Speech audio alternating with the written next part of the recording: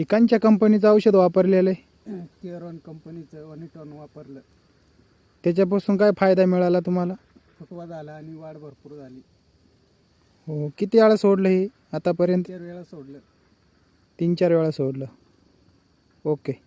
मला काय परवा कशाची भीती, मी दिलदार माझे तुम्ही सोबती. मला काय परवा